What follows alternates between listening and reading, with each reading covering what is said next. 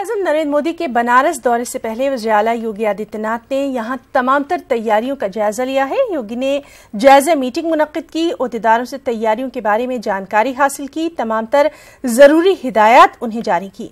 योगी उस बंदरगाह पर भी पहुंचे जहां वज़ीर-ए-आज़म मोदी 12 नवंबर को एक बार बरदार जहाज को रिसीव करेंगे जो कि हल्दिया से चलकर बनारस आ रहा है। समाजवादी पार्टी के सदर और यूपी के साबिक वज़ीर आला अखिलेश यादव ने बनारस में मीडिया से बातचीत करते हुए योगी हुकूमत पर निशाना साधा। अखिलेश ने कहा कि अगर समाजवादी हुकूमत रहती तो आगरा से जो सड़क लखनऊ तक है उससे बलिया और गाजीपुर से भी जोड़ देती। अखिलेश यादव ने बनारस में गोवर्धन पूजा में शिरकत की। राजनीतिक मायने इसलिए नहीं निकलने चाहिए, गोवर्धन पूजा में मैं पहली बार नहीं आया हूँ। इससे पहले भी मैं गोवर्धन पूजा के आयोजन में रह चुका हूँ। समाजवादियों का मानना है और समाजवादी सरकार रहती तो जो सड़क लखनऊ तक रह गई वो शायद आज बलिया गाजीपुर को जोड़ देती। दिवाली के बाद दिल्ली एनसीआर समेत उत्तर प्रदेश के कई अजला में फिजाई आलूदगी में इजाफा दर्ज किया गया है, जिसकी वजह से लोगों को सांस लेने में तकलीफ हो रही है, साथ ही उनकी आंखों में जलन हो रही है। हालात इतने खराब हो चुके हैं कि बगैर मास्क लगाए सांस लेना मुश्किल हो गया है। जुमेरात की सुबह दिल्ली और एनसीआर इलाके में औसत एयर क्वालिटी इंडेक्स 347 तक जा पहुंचा था। दिल्ली एनसीआर के अलावा लखनऊ, कानपुर, गाजियाबाद और तमाम छोटे बड़े शहरों में फिजाई आलूदगी में बेतहाशा इजाफा दर्ज किया गया। पोल्यूशन लेवल बढ़ा है। आज का पोल्यूशन लेवल सुबेरे एशियाड विलेज में 444 था। इस वक्त में मेरे कमरे के अंदर में 278 है। तो पोल्यूशन लेवल डेफिनेटली बहुत ज्यादा है, लेकिन लास्ट ईयर की पोस्ट दिवाली के हिसाब से कम है। अगले 3 दिन तक हम एक्सपेक्ट कर रहे हैं पोल्यूशन लेवल बढ़े। डेफिनेटली जो हार्ट के मरीज हैं, हार्ट फेलियर के, ब्लड प्रेशर के, डायबिटीज के, किडनी के मरीज हैं, वो ध्यान रखें कि पोल्यूशन लेवल से उनका ब्लड प्रेशर बढ़ सकता है, डायबिटीज अनकंट्रोल हो सकती है, हार्ट अटैक हो सकता है, सडन डेथ प्रेसिपिटेट हो सकती है। और जो अस्थमा और सीओपीडी के मरीज हैं उनका अस्थमा वर्सन हो सकता है। एक तरफ जहां लोग दिवाली की खुशियां मना रहे थे, दूसरी तरफ संत कबीरनगर के खलीलाबाद में दिवाली का त्योहार मातम में बदल गया। यहां एक गांव के घर में अचानक आग लगने से 3 लोगों की मौत हो गई, एक बुरी तरह झुलस गया। पुलिस इस बात की जांच कर रही है कि आखिर इमारत के बालाई कमरे में आग लगी कैसे। सियासत और अहले सियासत की तब्दीली ने न सिर्फ कौमी इत्तेहाद को नुकसान पहुंचाया बल्कि गंगा जमनी तहजीब को भी बुरी तरह मजरूह करके रख दिया। बादशाहों और नवाबों के जमाने में मंदिर मस्जिद एक साथ इसलिए बनाए जाते थे ताकि लोग इत्तेफाक व इत्तेहाद से रह सकें, और आज के रहनुमाओं ने मुकद्दस मुकामात को ही इंसानी तबाही का वसीला बना दिया है। लखनऊ की मारूफ शख्सियत नवाब जाफर मीर अब्दुल्ला जब माजी और हाल के सियासी रवैयों का तज्जिया और मवाजना करते हैं तो उनका लहजा बुझने सा लगता है, आंखों में मायूसी के साए लहराने लगते हैं। वो कहते हैं सिर्फ मंदिर मस्जिद ही नहीं बल्कि कस्बों और शहरों के मोहल्ले भी इसी तरह आबाद किए जाते थे कि लोग आपस में मिलजुल कर रह सकें। इबादतगाहें जो होती थीं वो एक साथ बनवाई जाती थी कि अगर हमारी फ़ौज कहीं कूच कर रही है और रास्ते में हमें क़याम करना है तो वहाँ पर एक ही साथ मंदिर भी होते थे, मस्जिदें भी होती थीं, वहीं पर कुएं भी होते थे, वहीं पर सराय भी होती थी कि फ़ौज जो है अगर उसने कहीं पर क़याम किया तो उसी कुएं से वो नहायत हुए, पाक साफ़ हुए। उनको जहाँ इबादत करना है उन्होंने इबादत की, फिर असम्बल हुए और आगे बढ़ गए। तो ये एक ज़रूरत भी थी और इत्तेहाद भी था, कोई तफ़रीक़ा भी नहीं था। सियासत ने रुख तब्दील किया है तो सब कुछ ही बदल कर रह गया है। जमहूरी और दस्तूरी कदरें तो पामाल हो ही रही हैं, अखलाक़ी कदरें भी मुकम्मल तौर पर पायमाल की जा रही हैं। एक ज़माना था जब हुक्मरान ये सोचकर मंदिर और मस्जिद की तामीर किया करते थे कि तमाम मज़ाहिब के लोग एक साथ इबादत कर सकेंगे, इत्तफ़ाक़ व इत्तेहाद से रह सकेंगे। लेकिन आज मंजरनामा इसके बिल्कुल बरअक्स बिल्कुल मुख्तलिफ है। सियासत की भी जा रही है तो मंदिर और मस्जिद के मौज़ूआत पर।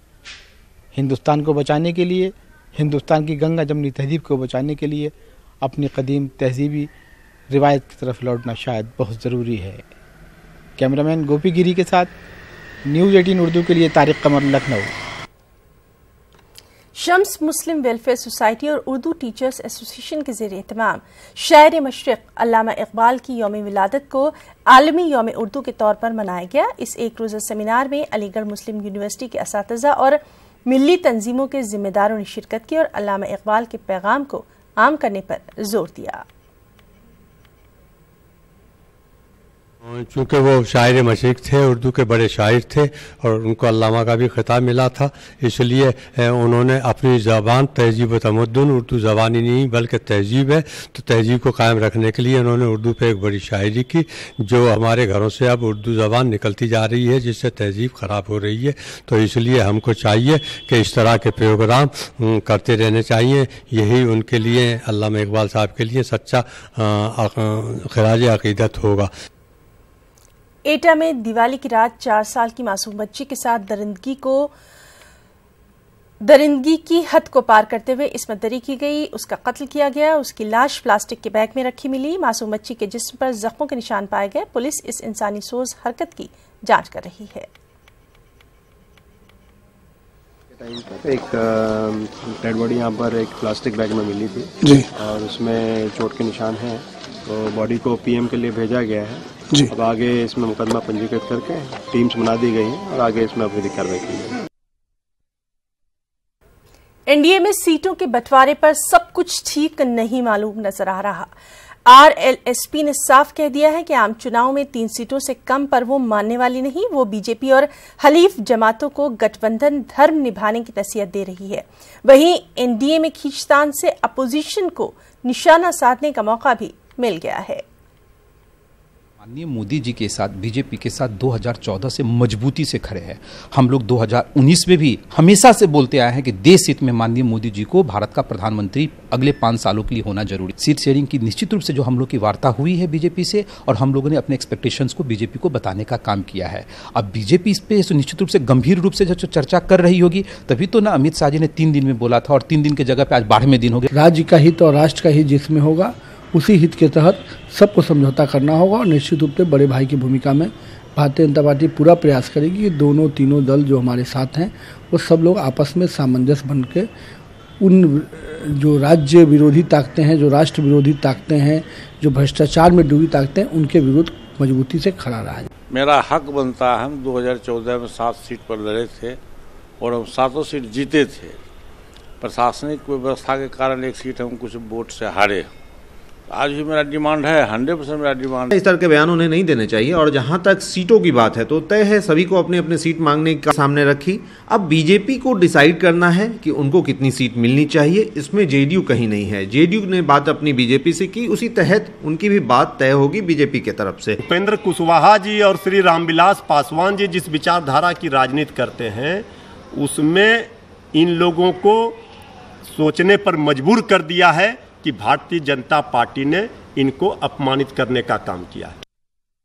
और वहीं आरएलएसपी के बाद लोक जनशक्ति पार्टी ने भी 7 सीटों के लिए अपनी दावेदारी पेश कर दी है। पार्टी के रियासती सदर पशुपति कुमार पारस का कहना है कि 7 सीटों से कम पर समझौते की कोई गुंजाइश नहीं। इस पर बात करने के लिए हमारे साथ प्रदेश अध्यक्ष लोजपा के पशुपति कुमार पारस जी हैं। पारस जी, आरएलएसपी ने कहा कि हम 2 सीट पे संतुष्ट नहीं रहेंगे। क्या आज भी आप फिर से ये मानते हैं कि आपको भी सम्मानजनक सीटें मिलनी चाहिए? देखिए, समझौता जब होता है तो सम्मानजनक समझौता होता है। और बिहार में 4 दल है, जनता दल यू, भाजपा, लोजपा और उपेंद्र कुशवाहा जी पार्टी। तो जब तक ये चारों दल के राष्ट्रीय अध्यक्ष हों या प्रांतीय अध्यक्ष हों कि आपस में बैठक नहीं होगी, तब तक ऑथेंटिक कोई न्यूज नहीं कहा जा सकता है। पार्टी में बहुत से सैकड़ों पदाधिकारी हैं, किसी का कुछ बयान आता है, किसी का कुछ बयान आता है। उस बात पर आप मत जाइए, उस बात को हम नहीं मानेंगे। ऑथेंटिक न्यूज़ तब होगा जब चारों दल के प्रदेश अध्यक्ष हों या राष्ट्रीय अध्यक्ष हों एक साथ बैठ के और सीट शेयरिंग पर कोई बात चले। लेकिन अभी पहले आप सुन लीजिए मेरी बात। अभी दीपावली का पर्व बहुत समाप्त हो गया। हिंदू का सबसे बड़ा पर्व छठ है। अभी सब लोग इस पर्व में व्यस्त हैं। और दूसरी बात यह है कि देश में 5 स्टेट में चुनाव हो रहा है। भाजपा ऑल इंडिया की पार्टी है, सेंटर में भाजपा की सरकार है, तो 5 स्टेट में चुनाव हो रहा है, उसमें जो देश के बड़े बड़े लीडर्स हैं उसमें अभी व्यस्त हैं। बिहार में खातून अरकान असेंबली को खातून मुहाफिज चाहिए। इस मामले पर जेडीयू की रंजू और रीना देवी ने 2 इजाफी खातून सिक्योरिटी एहलकारों को मुहैया कराने की अर्जी दाखिल की थी।